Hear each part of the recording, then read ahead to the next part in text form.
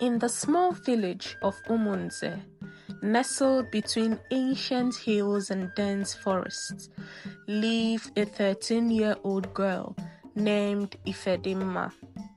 Her name meant light is good, and she wore it like a crown. Bright-eyed and always humming old folk songs, she was loved by all for her kindness and helpful nature. The elders often said she had the soul of an old spirit wrapped in a young skin. Ifedimma was friendly and smiled to everyone she met along the way. She helped her mother in running household chores, and her mother loved her a lot. She also took care of her siblings, as she was the first child born to her mother. One dry season, while helping her mother fetch firewood, Ifedimma wandered too deep into the forest. The branches grew thicker, the air colder. She chased a butterfly, golden and glowing, too beautiful for this world. And before she realized it, the tree swallowed the sky and she was lost. As night fell, airy whispers surrounded her. The forest of Umunze was no ordinary place. Legends spoke of it as Ojuolo, the forest of forgotten whispers, a place where spirits roamed and time warped. Terrified but determined, Ifedimma pressed on, clutching her little calabash and muttering her grandmother's protective prayers. After hours of wandering, she stumbled upon a river, not wide, but strangely sorrowful. The water murmured like it was weeping. A voice, clear as bell, rose from the current, saying, "Child with the light, why do you weep?" Ifedimma dropped to her knees, saying, "I am lost. Please help me go home." The river responded, "Many have come, but none have left. What will you give me in return for a path?" Ifedimma thought for a moment. She reached into her small woven bag and pulled out her last piece of roasted yam wrapped in leaves. "I don't have much, but you can have this." The river laughed softly, a sound like wind in morning. Kindness in hunger, a very rare seed. Walk straight till the moon kisses the rock. And just like that, a silver path lit up, leading deeper into the forest.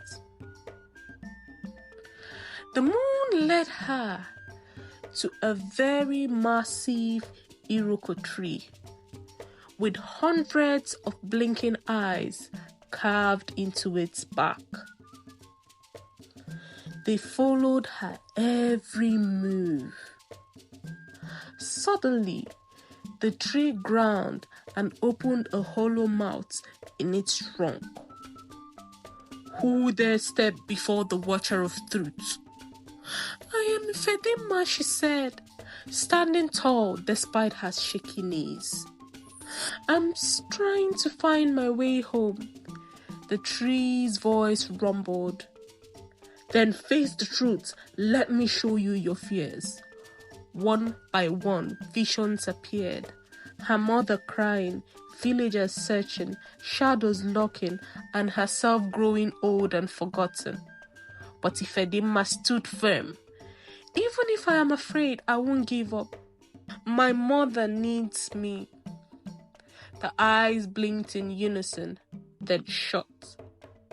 The trunk cracked open like a door, saying, Brave child, the path continues.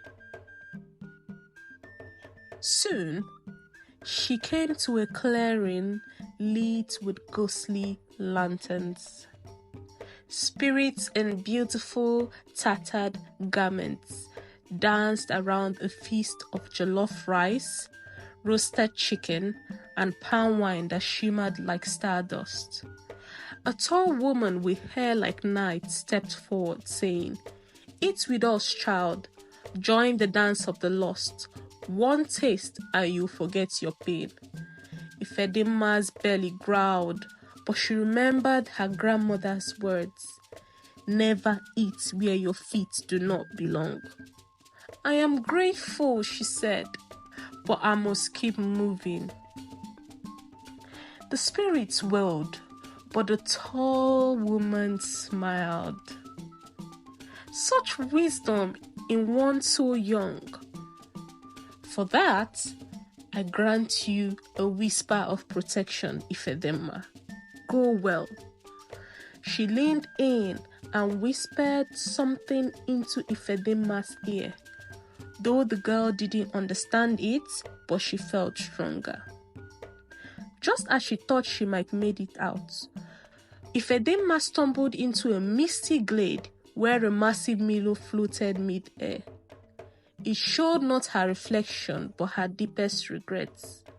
In it, she saw herself yelling at her little brother, breaking her promise to her mother, stealing guava from the neighbor's tree.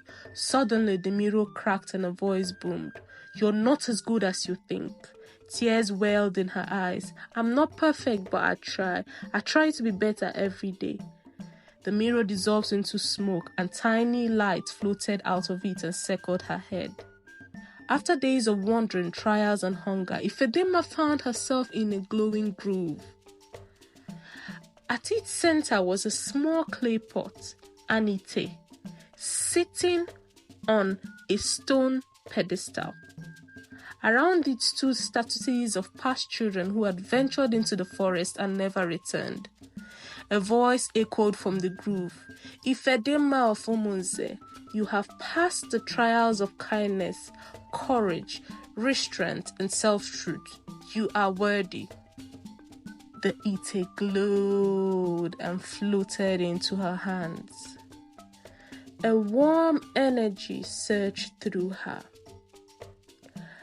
"Ask and it shall be given, but only if your heart remains pure." Ifedimma thought for a long time. "What do I ask for?" she thought. At last she made up her mind. Ifedimma didn't ask for riches or even her way home. At that time, she thought about people who had got missing in the forest and how they could never find their way back to their loved ones. Finally, she whispered, "I want to help those who are lost." There was quiet for a while. The forest trembled finally with approval. "It is done, Ifedimma. Your good nature has brought you goodwill." Ifedimma fell into a deep sleep. Finally, she awoke at the edge of the village. Her clothes were torn and her feet bruised. But in her hands, the magical Ite pulsed softly. She walked home to find her mother crying at the doorstep. The reunion shook the village. Elders came, listened to her story, and declared her protected by ancient spirits. Over time, Ifedimma used the Ite to help her people, bringing rain during droughts, healing the sick, and guiding lost travelers. But she never used it selfishly, and so its power never faded. And every year, on the day she returned, The village sang the song of Ifedimma, the girl who entered the forest of whispers and came back with light. Thank you for listening to this story. The moral of this story is that selflessness, kindness, and a good heart will always bring you good tidings, no matter how long they take or how many tribulations you face. I hope you enjoyed our story. Please like, subscribe, and share for more beautiful stories like this on Stories with Unoma. Thank you. See you again next time. Bye.